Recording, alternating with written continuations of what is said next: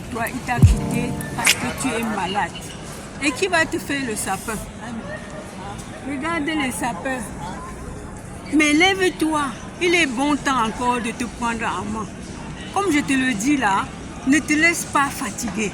Tu vas te prendre soin, tu vas trouver encore un homme qui sera aimable. Aimable et construit encore avec toi. Peut-être que tu n'as même pas encore 50 ans. Même si tu as 50 ans, tu peux encore trouver même un jeune, moins jeune que toi. Alors lève-toi, prends soin de toi, cher ami. Cher ami, je vais te parler ce matin. Toi qui es malade, tu n'es pas hospitalisé. Je pense que tu es chez toi.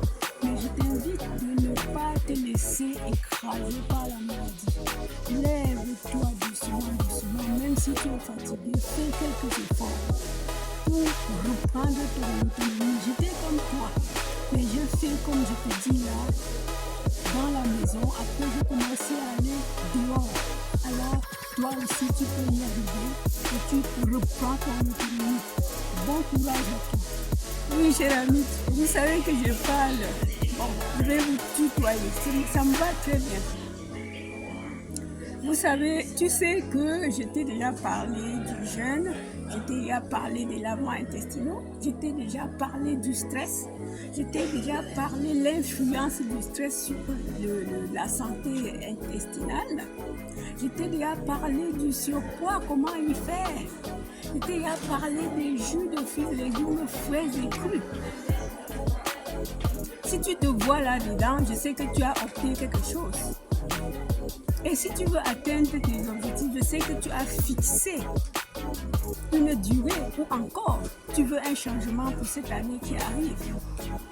Alors, cher ami, je veux bien que tu me parles de ta résolution, de ce que tu veux faire. Parce que si tu ne prends pas une décision, tu ne peux pas arriver à tes objectifs. Pour arriver à son objectif, il faut prendre une décision. Parce que moi, je dis bien que d'ici quelques 6 mois, il faut que ma vie change. D'ici quelques 6 mois, il faut que je trouve un bon feeling. D'ici 1 an, il faut que je ne sois plus sujet de l'obésité. Voilà ce qu'il en est pour l'être humain. L'être humain doit prendre le temps de fixer ses objectifs à atteindre. Tu peux beau dire je vais faire ci, mais si tu ne prends pas les décisions et tu passes à l'acte, tu ne pourras pas y arriver.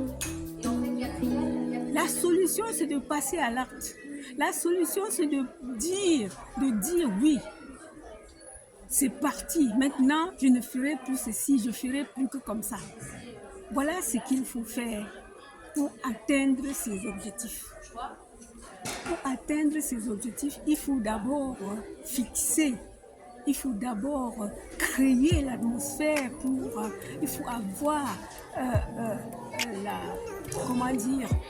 il faut bien le courage bien sûr, mais il faut une patience aussi, il faut aussi entreprendre aussi, il faut prendre des décisions, sinon, cher ami, tu ne peux rien faire, alors voici l'année qui s'achève d'ici 1 mois. Et nous allons entrer dans 2024. Quels sont tes objectifs que tu veux atteindre dans 2024? Peut-être c'est pour ton travail. Peut-être c'est pour c'est pour ta famille. Parce que atteindre les objectifs ne serait pas seulement pour sa santé.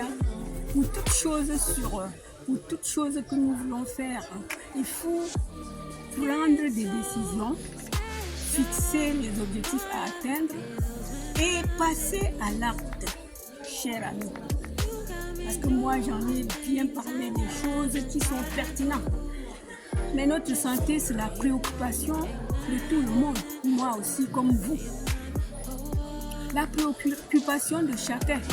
Alors, si tu veux bien aller t'amuser le 31 au 1er de l'an, il faut bien que tu te mettes tes beaux pantalons, tu te mettes tes beaux chaussures, tu te mettes des vêtements qui te vont bien.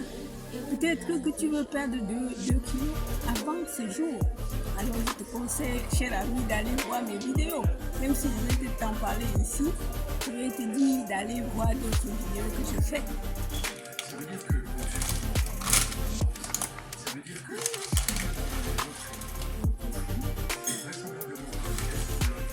les Américains interviendraient pour empêcher le Hezbollah de faire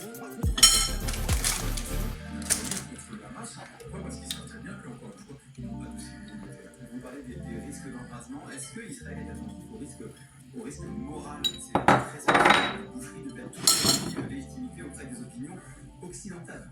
Ce qui est très délicat pour la société israélienne, c'est qu'il y a une forme de confusion entre un droit de riposte, donc que tout le monde le reconnaît compte tenu de ce qu'a fait le Hamas, et puis l'assimilation du Hamas au peuple palestinien. Et ça, pour l'instant, pour la plupart des Israéliens, sauf, je vais dire, les partis les plus éclairés, les plus centristes, qui voient bien qu'il n'y a aucun avenir dans cette politique, ils ont besoin de cette espèce de revanche comme si ça allait leur rendre justice. À mon avis, les Israéliens ont surtout intérêt, au contraire, à temporiser les choses. La justice sera rendue plus tard. Mais de toute façon, il y a une opinion publique aujourd'hui en Israël. Mais plus les jours passent, et plus, je pense, les Israéliens réalisent que c'est pas en tuant les enfants des autres qu'ils récupéreront les leurs. Et aussi parce qu'il y a la question des otages qui sont détenus par le Hamas dans la bande de Gaza. Est-ce que Israël, dans ce cas-là, devrait calmer le jeu pour espérer sauver ces otages-là? En fait, il n'y a aucune chance de récupérer les otages de l'offensive terrestre. Ce sont les premières victimes de l'offensive terrestre. Ces personnes ont été prises en otage par le Hamas pour servir de bouclier humain. Ils ne sont absolument pas dans le cadre d'un échange de prisonniers avec Israël comme ça s'était passé les années précédentes. Donc il est clair que si Israël lance son offensive terrestre, les premières victimes, ce sont les otages. Sauf qu'il y a des ressortissants étrangers parmi ces otages, notamment des Français, des Américains. Est-ce que ces pays-là, comme la France, ont intérêt à participer à des négociations avec des intermédiaires, par exemple le Qatar ou la Turquie, pour sauver les otages? Ils le font déjà. En fait, toutes les nations qui sont prises négocient avec le Hamas par des intermédiaires, dont la Croix-Rouge internationale. Pourquoi? Parce qu'on essaye toujours de négocier. Mais pour l'instant, le Hamas montre bien que jamais il ne se défera de cette espèce d'assurance vie, qui, à mon avis, ne leur rassure pas grand-chose. Mais ils n'en sont pas à 200 morts supplémentaires. Pourquoi vous dites que ça leur rassure pas grand-chose? Parce que ça n'empêchera pas, si Israël a décidé de lancer une offensive terrestre, je pense que compte tenu du contexte, ils le feront. C'est un changement de doctrine par rapport à la doctrine habituelle sur les otages.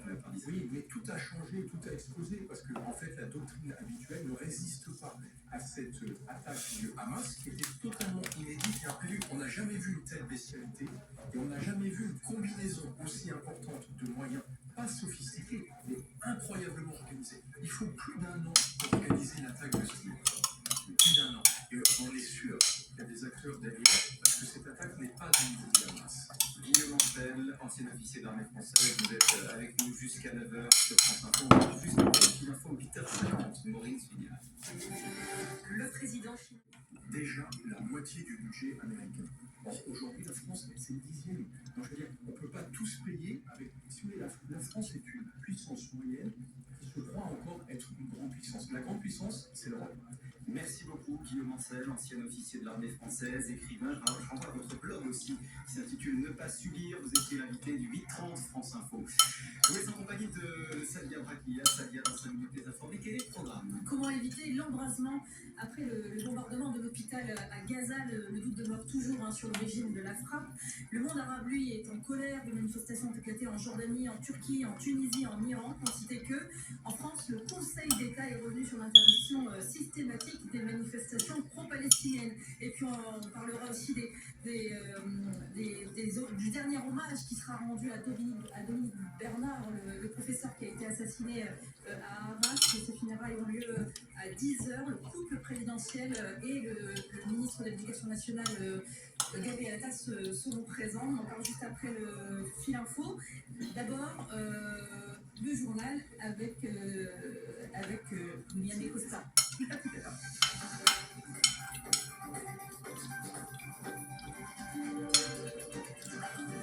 Ikea. Attends, t'es prêt là? Tada!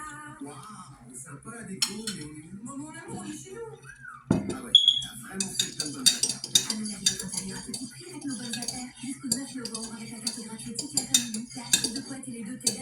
sont à 25 € au lieu de 35. Conditions sur Ikea.fr. France Info Météo avec les cafés Malongo. Torréfacteurs engagés depuis 30 ans dans le commerce équitable. Les petits producteurs font les grands cafés sur malongo.com. Mais avant le journal, c'est la météo. Christine Peña, c'est pluvieux et venteux aujourd'hui. Oui, pluvieux et venteux, agité toujours, effectivement. Puis cette dépression de Babel, vous savez, qui se décale en direction des îles britanniques. Du coup, les averses et les orages vont quand même se multiplier sur un quart nord-ouest ainsi qu'à l'est, avec un risque de grêle d'ailleurs assez prononcé autour du Mâconnais cet après-midi. On a toujours du vent qui souffle sur tout le pays en Méditerranée. Il maintient une mer forte. Attention, les vagues sont dangereuses sur le littoral entre Toulon et Béziers notamment, et puis également sur les crêtes pyrénéennes. Nous avons pas mal de vent. Une amélioration se dessine sur l'Occitanie et notamment les Cévennes, mais ça n'est que provisoire. Merci beaucoup Christine. France Info, il est 9h. France Info, 9h, 10h, 5h Ikea.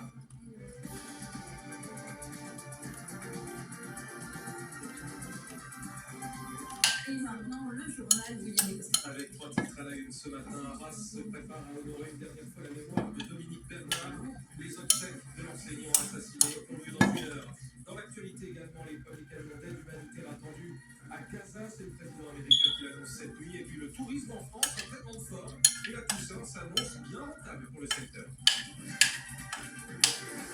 Un prof, un ami, un père, Arras rend hommage à toutes les facettes de Dominique Bernard ce matin, enseignant assassiné vendredi dernier devant la cité scolaire Gambetta. Bonjour Valentin Dunat. Bonjour, vous êtes en direct d'Arras pour France Info. Les obsèques commencent donc dans 1 heure. Vous êtes sur la place devant le beffroi de la ville où un enfant géant est installé pour les anonymes qui veulent se recueillir. Oui, les obsèques seront célébrées dans la cathédrale qui se trouve à 500 mètres de la place et devant le beffroi où je me trouve. À l'intérieur de cette imposante cathédrale, la famille, les proches de Dominique Bernard, ainsi que le personnel et les élèves du collège et du lycée Gambetta Carnot où cet homme avait été assassiné vendredi dernier. Le choc est tel dans cette ville de 40 000 habitants et dans tout le bassin de population que la mairie a donc installé cet écran géant. Des centaines, peut-être des milliers de personnes ont donc assisté à cette cérémonie religieuse ici à Arras, où cet homme est considéré comme un héros. Beaucoup de parents que nous avons rencontrés estiment qu'il a sauvé énormément de vies en s'interposant face à son assaillant. Ce moment de recueillement est donc très important pour les habitants d'Arras. Recueillement, mais également hommage national en présence du président de la République et des ministres de l'Intérieur et de l'Éducation nationale. Dominique Bernard qui a été fait ce matin chevalier de la Légion d'honneur à titre posthume. Merci à Valentin Dunat en direct d'Arras avec Stéphane Beaufils pour la liaison technique. Rien n'entre dans la bande de Gaza depuis une dizaine de jours, mais l'aide humanitaire va-t-elle enfin pouvoir y arriver? Oui, à en croire Joe Biden, le président américain. Il a annoncé cette entreprise hier soir avec Abdel Fattah al-Sisi, le président égyptien, qui a autorisé l'entrée de Je viens de vous dire, le siège de notre unité, c'est notre système, c'est notre système intestinal, le côlon. Le côlon est un lieu où le système immunitaire dépend de notre côlon. Le système immunitaire, notre système immunitaire dépend de notre côlon, du système intestinal. Alors, nous devions porter vraiment attention à notre système intestinal parce que c'est là où se passe tout. Notre côlon, c'est notre vidange. Alors, le système immunitaire, c'est notre armure. C'est notre armure. Lorsque le système immunitaire est défaillant, c'est-à-dire que les éléments ne sont plus assimilés, c'est-à-dire que tu ne lui donnes peut-être pas ce qu'il faut pour qu'il fasse bien son travail. Alors, on en parle, chers amis. Alors donc aujourd'hui, nous allons en parler de notre système immunitaire, de notre côlon, de ce que nous pouvons apporter à notre côlon, à notre système immunitaire pour qu'il puisse être notre vraie armure. Parce que le système immunitaire, normalement, lorsque notre système est normal, celui qui fait le tri, il accepte ce qui peut entrer dans notre intérieur, ça veut dire dans notre sang, et ils refusent ce qui n'est pas bien pour nous. Tu veux vivre en pleine forme, garder ton poids idéal et avoir une bonne santé, mais tu ne fais rien pour. Parce que si tu ne contribues pas à la transformation de ton corps et de ta santé, ça ne peut pas se faire seul. Donc, je vais t'inviter que le sport est primordial, ton alimentation. Encore, il faut choisir, il faut savoir, il faut avoir des moments. Tu peux jeûner pour ta transformation. Tu peux boire les fraises et crues pour ta transformation. Tu peux aussi faire des lavements intestinaux. Nettoyer ton côlon, les débris qui peuvent aggraver une quelconque maladie. Tu peux aller marcher. Tu peux aller marcher. Tu n'as même pas besoin d'aller à la salle du sport. Alors, cher ami, je vous aime tant et je veux bien que ta vie soit transformée, ta santé, et que tu vives dans la longévité, que tu rajeunisses, que tu sois forte, que tu aies de l'énergie. Allez, bisous.